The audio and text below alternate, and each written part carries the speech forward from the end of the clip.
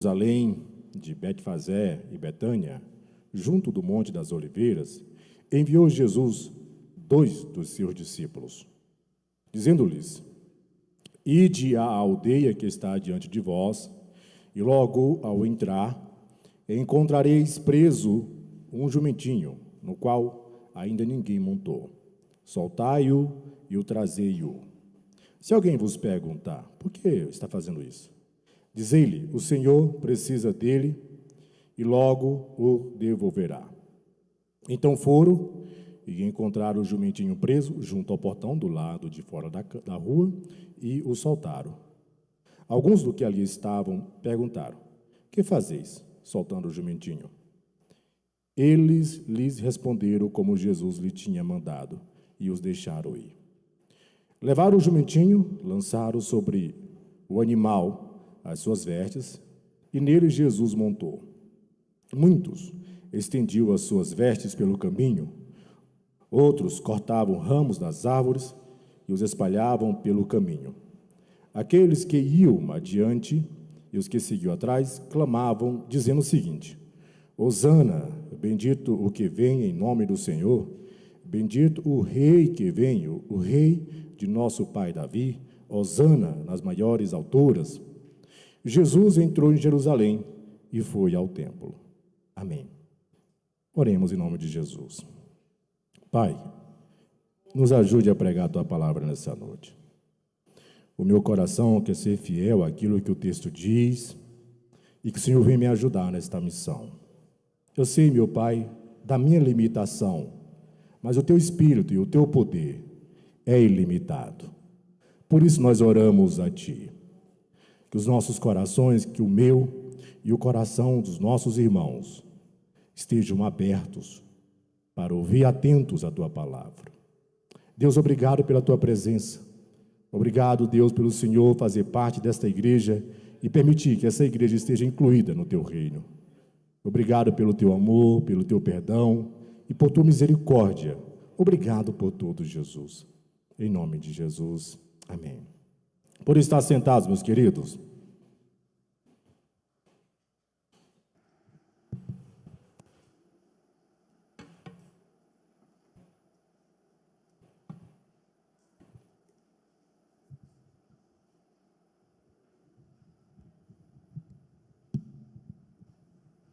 Aleluia.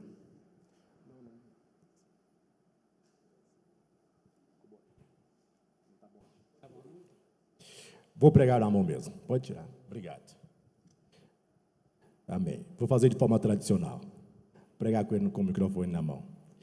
Irmãos, a gente leu um texto escrito pelo evangelista Marcos, aonde narra a história de Jesus entrando em Jerusalém, a história onde manifesta a humildade de Jesus.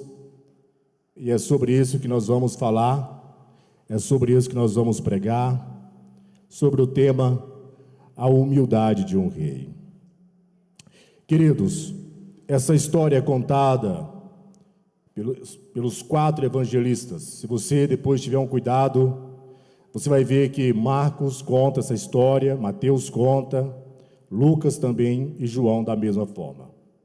Os 4 evangelistas contam essa história de Jesus entrando em Jerusalém. Como o texto que nós lemos fala, Jesus entrou em Jerusalém numa época de uma festa e a cidade estava tomada de pessoas.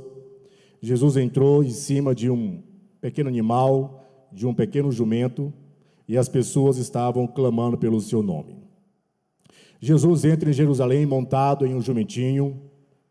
Vemos essa história como Jesus investe toda a lógica do mundo. Normalmente, quem é um grande líder chega numa cidade ou num país com uma grande comitiva ou de forma imponente. Já viu como um presidente da república de outro país, quando vem visitar o nosso, como que ele é recebido? Há todo um aparato de segurança, há uma imprensa mundial, todos os políticos, celebridades da política estão presentes para receber aquela personalidade, aquele líder político. Existe toda uma pompa quando é recebido um grande rei ou um grande líder de uma nação. Marcos conta este momento de Jesus, tendo em mente seus leitores romanos, porque Marcos escreveu para os romanos. E os romanos sabiam como entrar triunfantemente em suas cidades. Depois de uma batalha vitoriosa, o general entrava montado em um grande cavalo e recebido como herói. A entrada de Jesus nesse mundo, irmãos, exigiu dele muita humildade. Pois Jesus, ele precisou se humilhar. Para que Jesus viesse à terra, foi necessário ele se humilhar. Foi necessário Jesus se despir da sua glória para se tornar como um de nós. Olha o que diz Paulo aos Filipenses. Jesus esvaziou-se a si mesmo, tomando a forma de servo, fazendo-se semelhante aos homens, e achado na forma de homem, humilhou-se a si mesmo, sendo obediente até a morte de cruz. Foi necessário Jesus se despir de sua glória para se tornar como um de nós. Aqui, quando Jesus entra na história, quando Jesus ele se torna um humano, a gente vê o Criador se tornando criatura. E quando a gente fala em Jesus, a gente sempre pensa nele fazendo milagres, sempre como um Deus poderoso, e às vezes nós esquecemos que ele também viveu como um ser humano comum, como uma pessoa comum. Imagina, até os 30 anos de idade, ninguém sabia quem Jesus era. Jesus era um carpinteiro, ele herdou a profissão do pai, que bem provavelmente morreu. Jesus era o irmão mais velho, o filho mais velho da família, e ele assumiu a responsabilidade e a profissão do pai. Imagina a cena comigo. Todos os dias de manhã, aquele homem passando nas portas das casas dos vizinhos, com um pedaço de madeira nas costas, segurando ferramenta de carpintaria, indo trabalhar na sua lojinha. E ninguém sabia quem era ele. Ele nunca disse, durante esse período, que ele era o Filho de Deus. A vida discreta que Jesus viveu. Olha o que diz esse teólogo John Peck. Deus se tornou homem. O Filho divino se tornou judeu. O Todo-Poderoso surgiu na terra como um bebê humano e indefeso. Quem estava lá para assistir o parto de Jesus, ou Jesus nascendo, o parto de Maria? Ele nasceu como um bebê frágil, perseguido. Não tinha lá a imprensa divulgando, olha, agora nasceu o filho de um grande rei. Não apareceu nas páginas dos grandes jornais daquela época que Jesus havia nascido. O nascimento dele foi tão discreto. E as únicas pessoas que assistem o nascimento dele é o pai, a mãe e alguns animais que estavam naquele local. E ninguém mais. Um bebê indefeso, incapaz de fazer mais do que permanecer deitado. Olha, essa igreja tem tantos bebês. Veja como um bebê se comporta. Veja o tanto que um bebê é dependente, totalmente dependente do pai e da mãe. As pessoas ficam perguntando para mim, mas Aline, fala Aline, quando é que vocês vão ter filhos? Quando vão ter filhos? Eu tô quase para ter, porque a pressão está forte, né? Mas a gente vai ter uma hora. Mas bebê é totalmente dependente do pai e da mãe. E Jesus nasceu um bebê indefeso, incapaz de fazer mais do que permanecer deitado, ou ficar olhando o teto, se remexer e fazer barulhos. Imagina o bebê chorando, Jesus chorando como um bebê, era uma criança indefesa. Ele tendo de ser alimentado, toda criança precisa ser alimentada, criança não consegue se alimentar sozinha, precisa do pai. Jesus teve que ser trocado a fralda, irmãos. Maria trocou a fralda de Jesus. Ele fez sujeira na fralda também. Quando ele começou a andar, ele quebrou os objetos da casa também. Ele puxava o pano da mesa e derrubava tudo no chão. E Maria dizia, Jesus, não faça isso, menino. Uma criança comum. O Deus Todo-Poderoso nasceu como uma criança comum. Vocês estão entendendo o que eu estou falando? Por isso que Paulo vai dizer, ele se esvaziou de si mesmo. Olha, o Deus de toda glória, que esteve lá em Gênesis capítulo 1, aonde ele ouviu dizer, façamos todas as coisas, façamos. Agora ele entra na história e ele se esvazia de si mesmo, tornando-se a forma de servo, ou seja, a forma de ser humano, fazendo-se semelhante aos homens. Ele foi achado na forma de homem, ele humilhou a si mesmo, sendo obediente até a morte de cruz. Então Jesus foi um bebê, dependente dos pais. Imagina ele aprendendo as primeiras palavras. Imagina Jesus correndo pela casa, e ele sendo ensinado a falar pelo pai, pela mãe, e pelas pessoas ao redor dele. A primeira infância do Filho de Deus foi uma realidade, irmãos. Quanto mais você pensa nisso, mais impressionante fica. Nada na ficção é tão fantástico quanto esta verdade da encarnação. O Deus que se fez carne, Jesus se encarnou, habitou entre nós. Como diz João, ele, o Verbo, ele encarnou e habitou entre nós. Aí João vai dizer, eu andei com ele, eu toquei nele, eu conversei com ele. Olha o que diz a autora do livro Liturgia do Ordinário, Tite Warren. Cremos na encarnação. Cristo veio num corpo.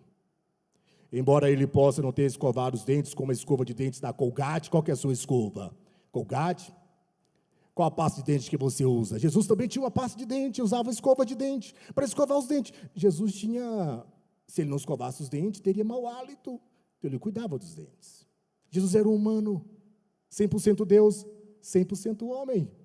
Imagina aquele Jesus levantando cedo pela manhã e escovando os dentes naquela banheira cheia de água, pegando a sua escova.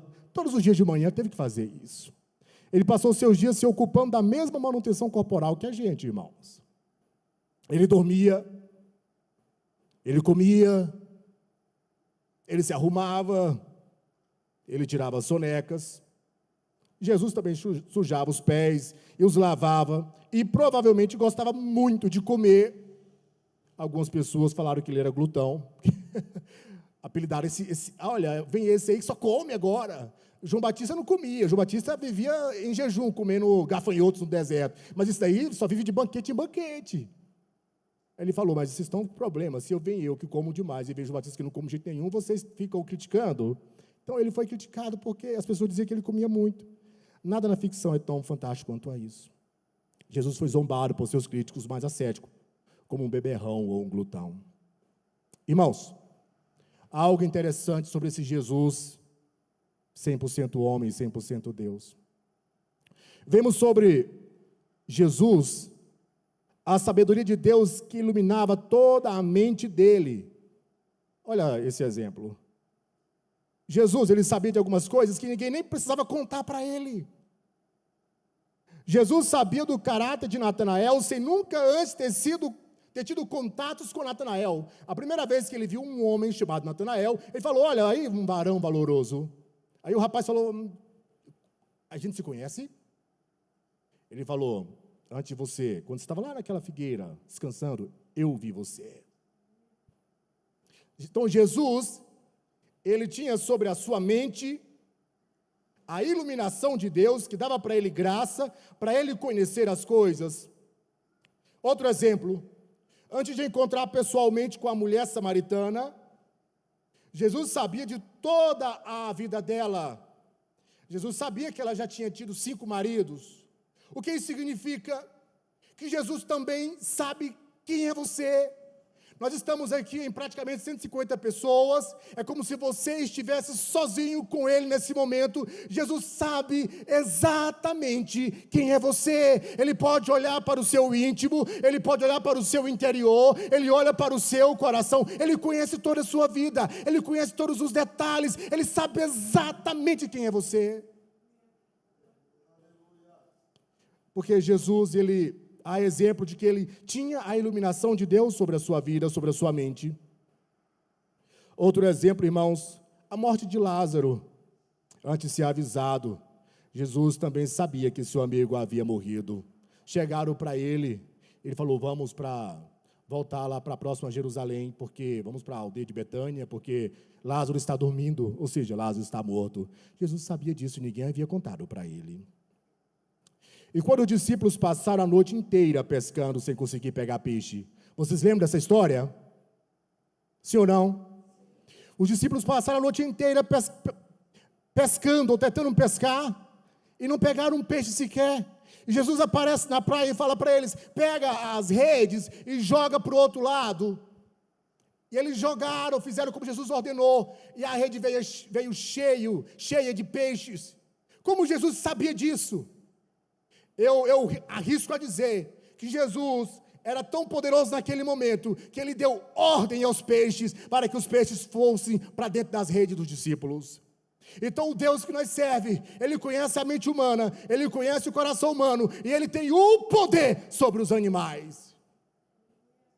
Amém? Olha, outra história, que Jesus se manifesta seu poder, quando Ele acalma a tempestade.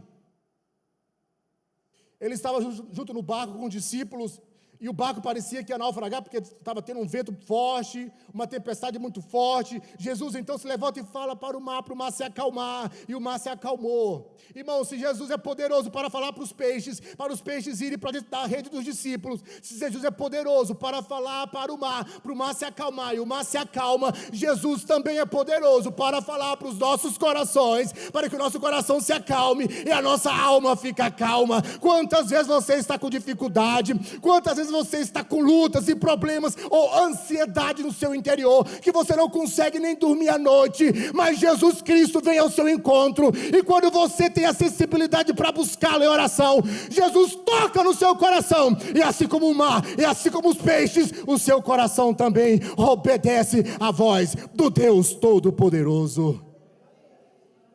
Oh, aleluia! Quem nunca teve uma noite tão difícil para dormir, preocupado com aquela dívida, preocupado com o casamento, preocupado com a empresa, preocupado com os boletos que não param de chegar, mas o nosso choro pode durar uma noite. O nosso choro pode durar uma noite, mas a nossa alegria vem logo ao amanhecer. Aleluia. Quando os discípulos passaram a noite inteira, irmãos, pescando, sem conseguir pegar um peixe, Jesus então fala para eles jogarem a rede do outro lado do barco, e a rede ficou tomada de grandes peixes. Sobre Jesus também estava a sabedoria de Deus para guiar pessoas. Jesus tinha outros discípulos além dos 12. Vemos, por exemplo, Marcos dizer que quando Jesus estava na cruz, ali havia mulheres que o seguiam. Olha o que diz Marcos capítulo 15, versículo 40 a 41. E também ali estavam algumas mulheres olhando de longe, entre as quais também Maria Madalena e Maria, mãe de Tiago, o menor, e de José, e também Salomé, as quais também o seguiu e o serviu quando estava na Galileia, e muitas outras que tinham subido com ele a Jerusalém. Jesus tinha o poder de guiar pessoas. O seu público não estava reduzido só a 12, mas havia uma multidão que o seguia. Ele chegava e dizia, venha e me siga. Jesus sempre disse para nós, venha e me siga. Deixa eu te fazer uma pergunta, por que você está seguindo Jesus? Essa semana eu vi alguém perguntando a um pastor na internet, falou, pastor, como faz para manter as pessoas da igreja? Como faz para manter os jovens da igreja? A resposta do pastor foi, prega o evangelho. Se o evangelho não é o suficiente para manter as pessoas da igreja, deixe com que elas vão embora. Pois nós aqui, irmãos, vivemos graças ao evangelho. Nós não precisamos inventar mais nada. Nós não precisamos de mais nada a não ser ouvir várias vezes a mesma história até que Cristo venha. Quantas igrejas se perderam na tentativa de segurar pessoas?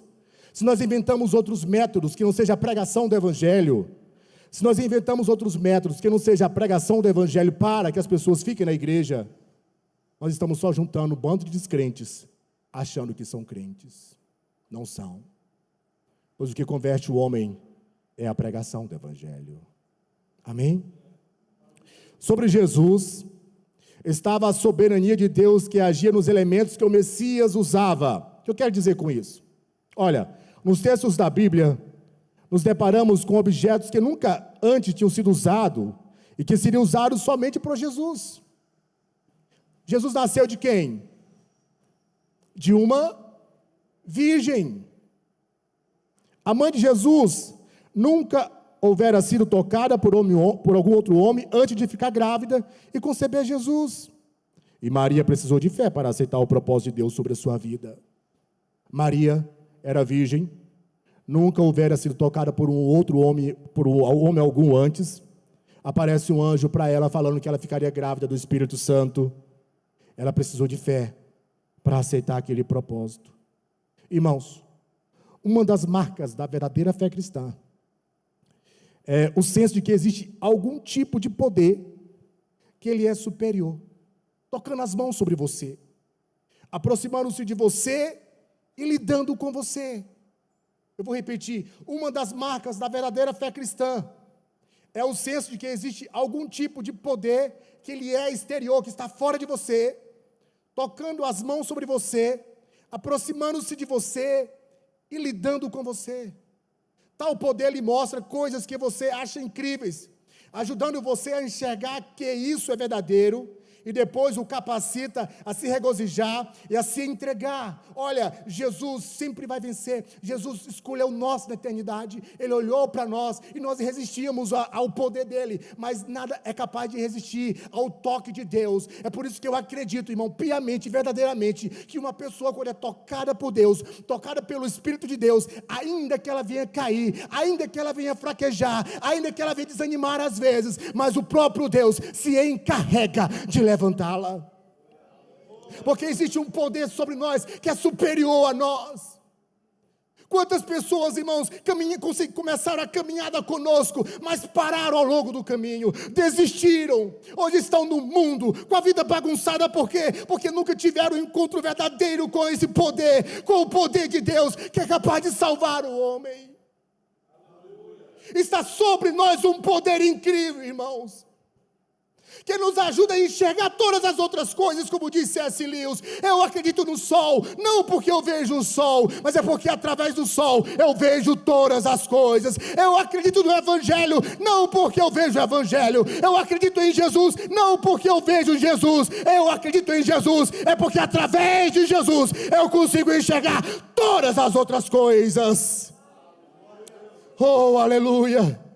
Esse poder é capaz de nos fazer enxergar todas as outras coisas ao nosso derredor e nos alegrar com isso. Aquele que fez você no início está fazendo você de novo. O que Deus está fazendo conosco aqui nessa noite?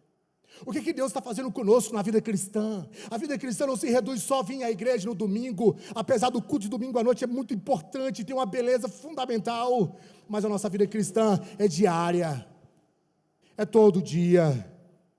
O que Ele está fazendo conosco? Ele está fazendo em nós novas pessoas. Por que quando a gente é salvo, a gente não vai direto para o céu? Se eu perguntar para você, você é salvo? O que você me responde? Ah, não senti convicção. Deixa eu perguntar para o povo na internet, talvez eles estejam mais convictos que nós. Você é salvo? Sim. Então por que você não está no céu?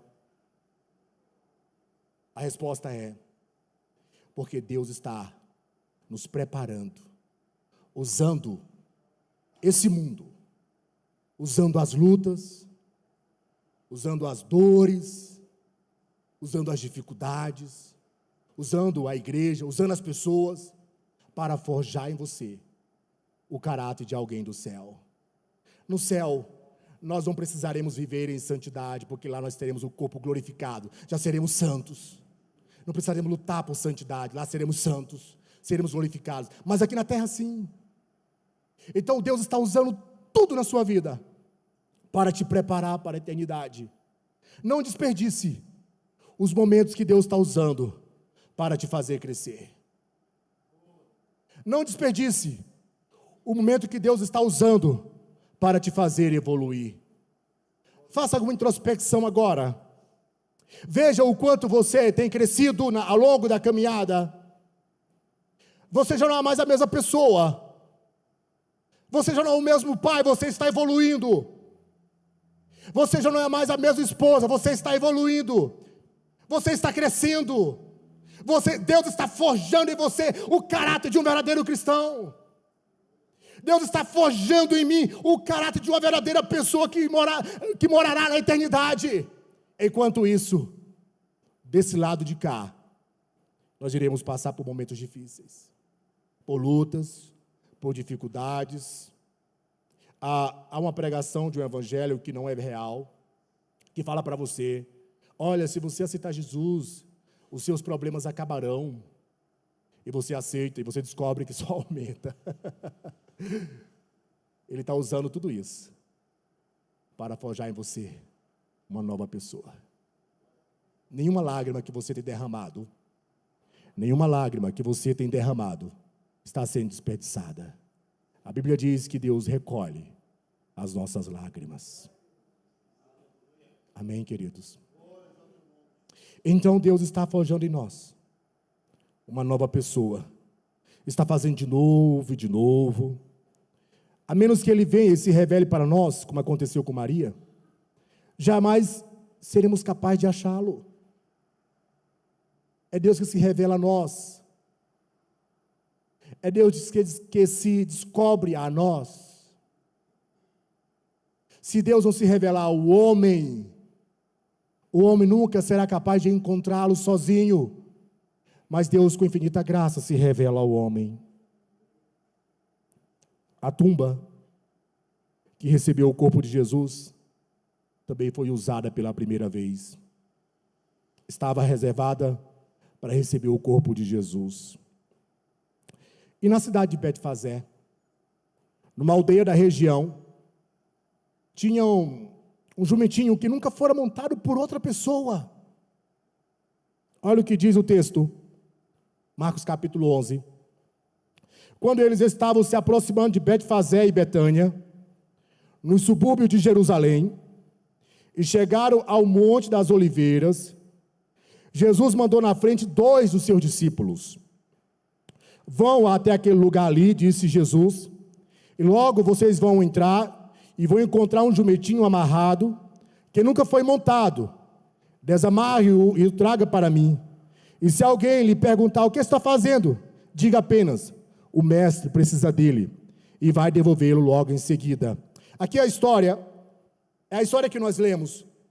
Jesus então chega próximo a Jerusalém e fala para os seus discípulos: olha, vá até a aldeia próxima a Betfazé. Lá tem um jumentinho que está amarrado e nunca foi montado por mais ninguém. Vocês chegam lá e desamarrem ele. Mas se alguém perguntar para vocês: o que vocês estão fazendo? Vocês dizem: olha, o mestre precisa dele, mas logo vai devolvê-lo em seguida. Isso aconteceu. Os discípulos foram 2 discípulos, viram o jumentinho, desamarraram, e as pessoas perguntaram: o que vocês estão fazendo? Eles disseram: o mestre precisa deles. E as pessoas não questionaram, entregaram. Há aqui 2 possibilidades.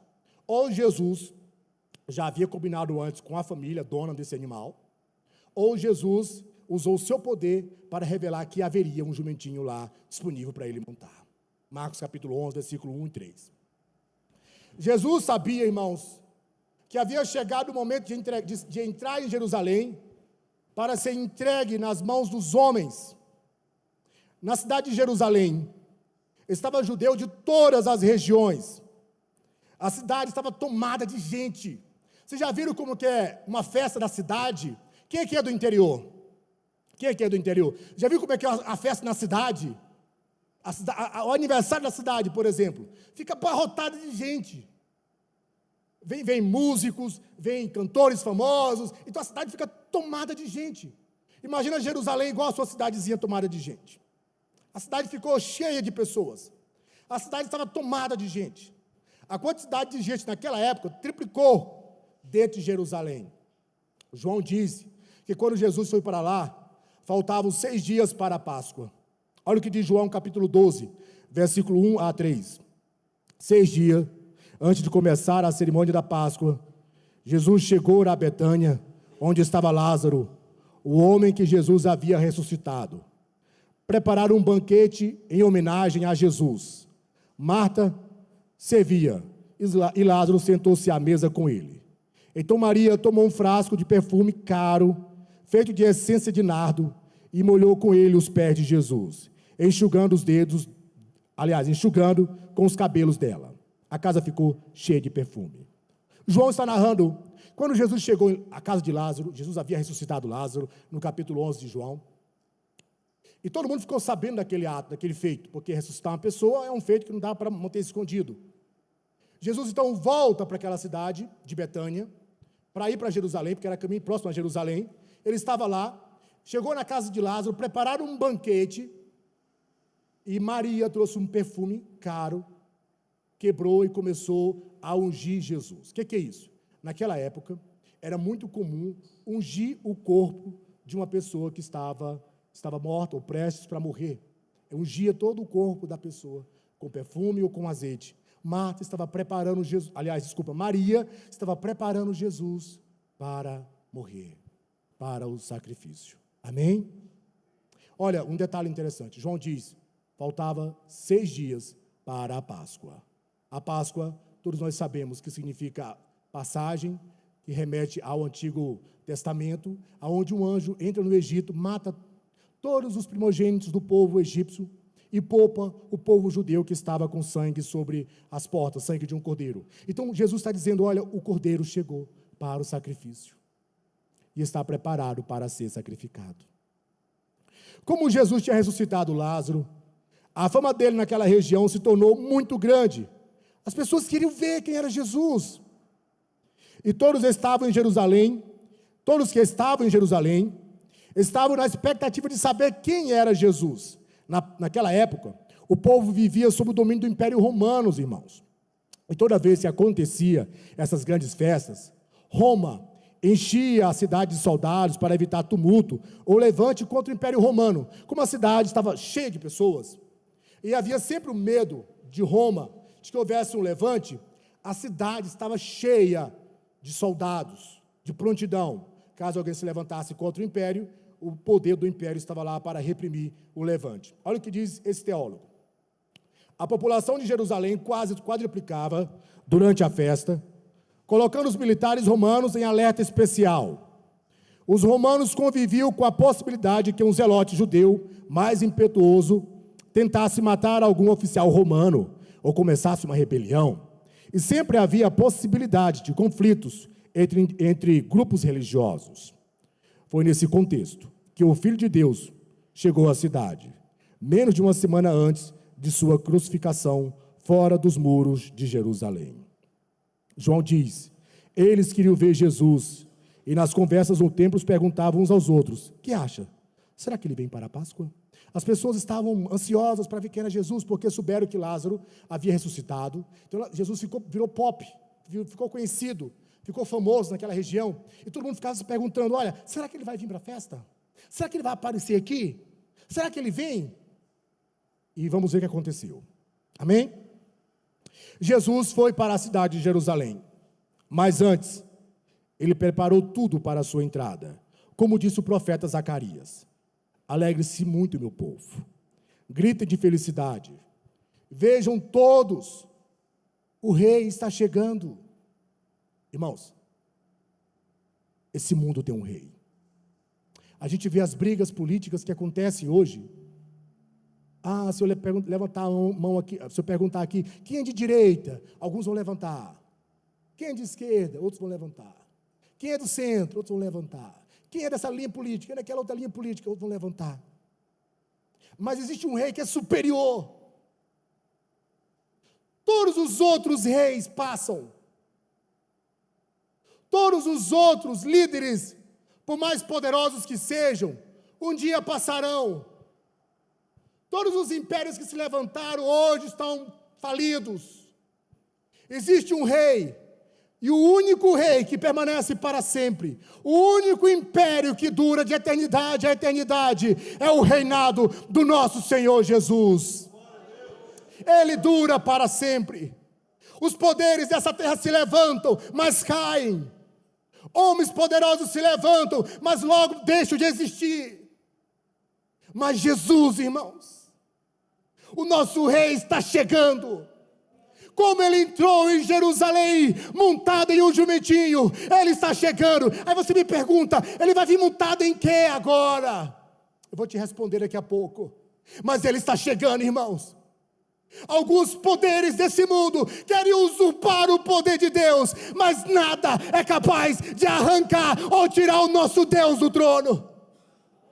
Então não coloque as suas fichas, não coloque a sua expectativa em políticas. Não coloque a sua expectativa sobre homens.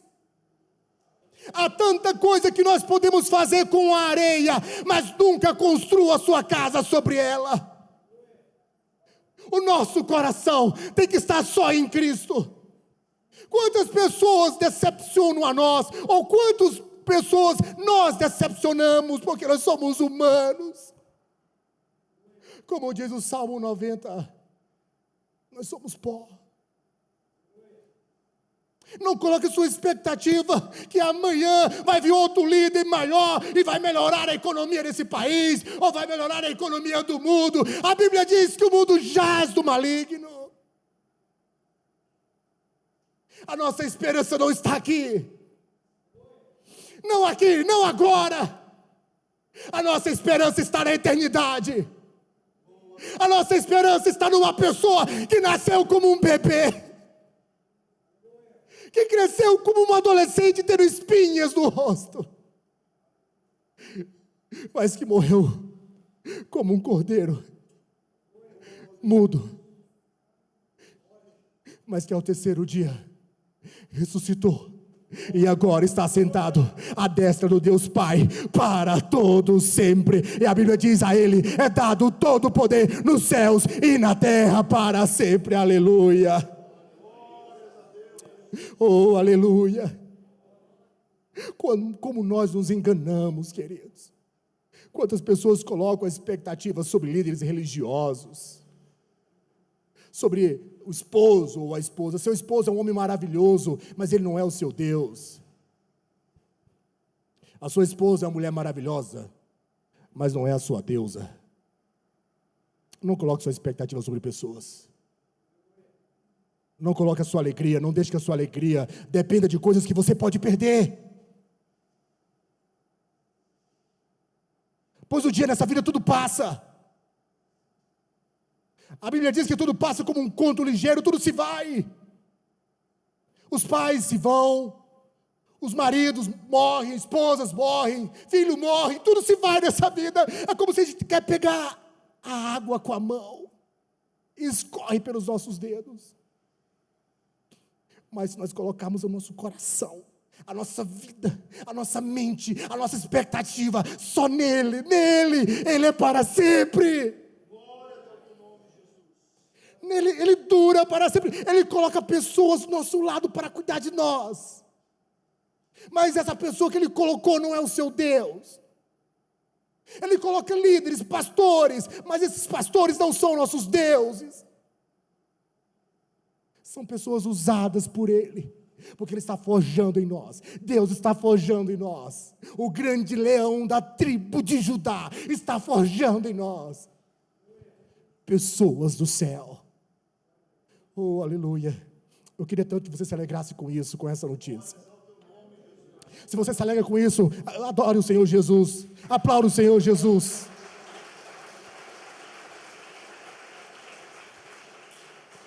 Irmão, não é porque o ritmo do pregador está falado, calmo, que você pode ficar caladinho também não. Pode dar glória a Deus, tá? Nós somos pentecostais, amém?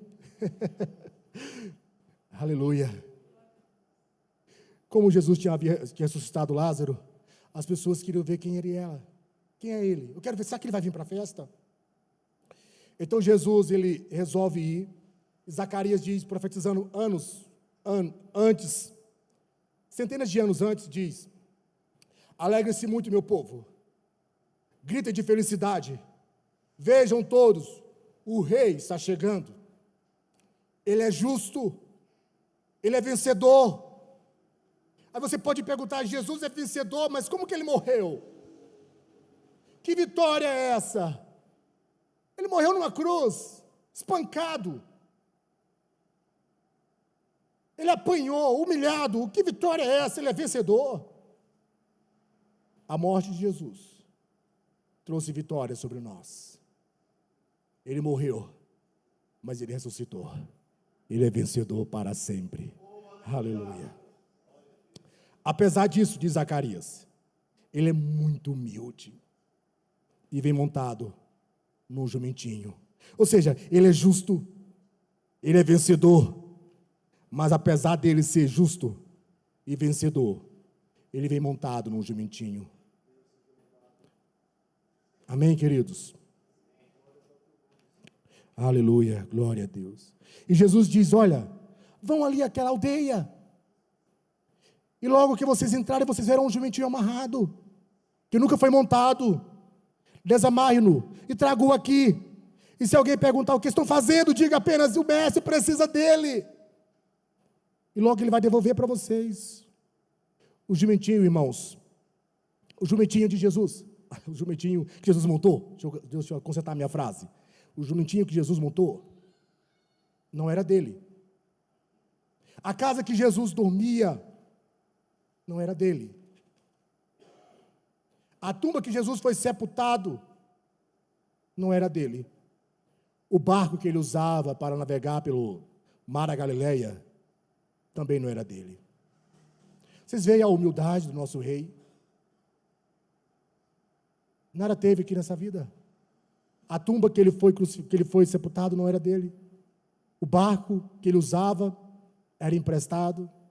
O animal que ele usou para montar e entrar em Jerusalém foi emprestado. As casas onde ele dormia e passava a noite era emprestada. Olha o que ele diz: as raposas têm seus covis, e as aves do céu têm ninhos, mas o Filho do Homem não tem aonde reclinar a cabeça. Eu vou repetir. As raposas têm covis, e as aves do céu têm ninhos, mas o Filho do Homem não tem aonde reclinar a cabeça. Não tinha nada. Ele se abdicou de tudo. Olha o que diz Paulo sobre isso. Paulo diz: pois conheceis a graça de nosso Senhor Jesus Cristo, que sendo rico, tornou-se pobre por vossa causa, para que fosseis enriquecidos por sua pobreza. O que Paulo está dizendo? Jesus morreu solitário, para que você nunca mais se sinta solitário. Jesus morreu abandonado, até mesmo pelos seus mais próximos discípulos, para que você nunca se sinta abandonado. Todas as vezes que você se sentir sozinha ou sozinho, feche seus olhos e veja, Jesus está próximo de você. Jesus sofreu, foi ferido, para que através das suas feridas nós fôssemos curados. Se fez pobre por amor de nós, para que através da sua pobreza nós fôssemos enriquecidos em tudo. Ah, queridos, se há um povo que tem motivo de ser feliz, é o povo de Deus. Nosso Jesus está conosco todos os dias, até a consumação dos séculos. Amém? O jumentinho que Jesus montaria não tinha sela, não era confortável subir no lombo daquele pequeno animal. Os discípulos prepararam a montaria para Jesus. Vemos mais do que um homem entrando em Jerusalém, irmãos. Vemos uma oferta sendo entregue para a humanidade. Jesus, quando estava entrando em Jerusalém, na realidade não era só um homem em cima de um pequeno animal. Ali era a oferta de Deus sendo entregue para a humanidade. Olha, Jesus foi entregue para que nós pudéssemos estar aqui nesta noite, glorificando e exaltando o seu nome para sempre. Amém, queridos?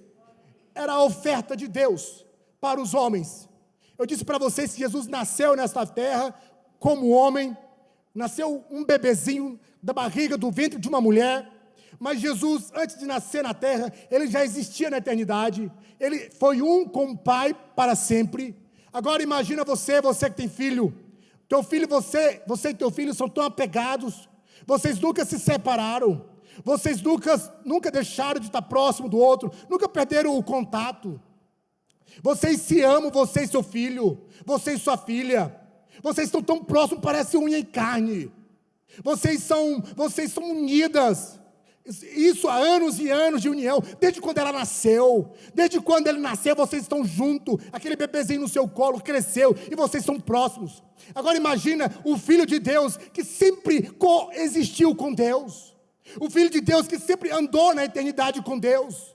De repente o Filho de Deus que sempre esteve junto com o Pai, agora ele se vê numa cruz, e na cruz ele se vê distante do Pai. Como seria você filho, sempre unido com teu Pai, agora você se vê distante dele. Na cruz nós vimos Jesus lamentar, não porque a coroa estava machucando, nós vemos Jesus lamentar, não porque o corpo dele estava dolorido, nós vemos Jesus lamentar, não porque ele estava sozinho, nós vemos Jesus lamentar e dizendo, porque Pai me abandonou, ou seja, ele estava se sentindo distante do Pai, aquele que sempre existiu com o Pai, coexistiu na eternidade, agora se vê sozinho, distante do Pai. O único lamento dele é estar distante do Pai, o único lamento dele é ver que o Pai naquele momento derramou sobre si a ira de toda a humanidade sobre ele. Ele se vê agora em alma angustiada. Você que talvez se sinta distante de Deus, não se sente também angustiado.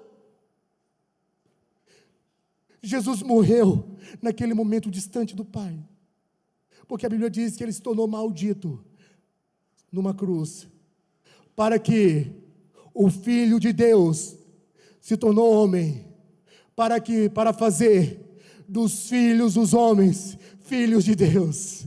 O Filho de Deus se fez homem para fazer dos homens filhos de Deus. Nós não éramos filhos de Deus, mas agora, através do poder do Espírito, nós somos chamados filhos de Deus para sempre. Aleluia!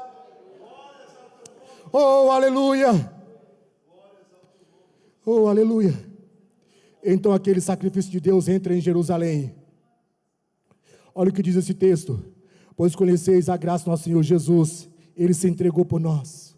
Os discípulos prepararam a montaria, irmãos, colocaram sobre o jumentinho seus próprios mantos para que Jesus montasse. Vemos mais do que um homem entrando em Jerusalém, vemos uma oferta sendo entregue para a humanidade. Estou quase concluindo, queridos. Os judeus viviam e vivem até hoje à espera de um Cristo poderoso que devolva à nação os status de outros tempos. Mas o poder de Jesus não tem nada a ver com a conquista humana. Enquanto Jesus passava pelas pessoas de Jerusalém, o povo gritava, jogava suas roupas para que ele passasse por cima. E o povo também estava à espera de um livramento do Império Romano. O povo estava à espera de uma oportunidade para se livrar do Império Romano, e via em Jesus essa oportunidade. E o povo gritava. A multidão naquela festa que estava se aproximando da Páscoa, a multidão gritava e dizia, olha, Hosana, Hosana àquele que vem, bendito aquele que vem em nome do Senhor, bendito o Rei do nosso Senhor Pai Davi, glória a Deus nas alturas, é o que o povo gritava. A expectativa do povo foi frustrada, pois Jesus veio, não com poder político, econômico, social, seu poder é superior, o poder de libertar o homem do pecado, da morte e da condenação para sempre. Fiquemos de pé em nome de Jesus. O poder dele é superior, é o poder de libertar o homem do pecado, da justiça e do juízo. Irmãos, o mesmo Jesus que entrou em Jerusalém, o mesmo Jesus que entrou naquela cidade próxima à festa da Páscoa, Ele também entrou em nossas vidas. Ele também entrou em nossos corações. E um dia, como eu disse, um dia, Ele vai voltar. Ele vai entrar de novo nesse mundo. Não sentado num jumentinho, não mais. Não mais. Ele vai entrar nessa vida, não mais sentado num jumentinho. Foi só uma vez que ele precisou sentar. Agora ele vai entrar de novo na história.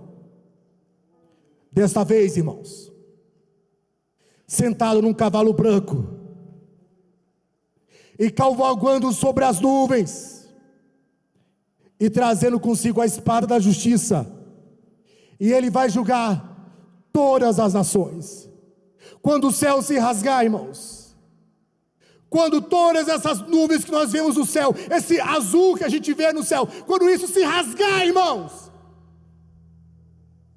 o nosso rei com uma coroa sobre a sua cabeça, anjos ao seu redor, ele virá sentado e cavalgando sobre as nuvens, e desta vez ele vai chamar eu e você de volta para casa. Ele está voltando, irmãos. Ele está voltando, e desta vez Ele vai nos levar para sempre, para estar com Ele, aleluia. Fechemos os nossos olhos nesse momento.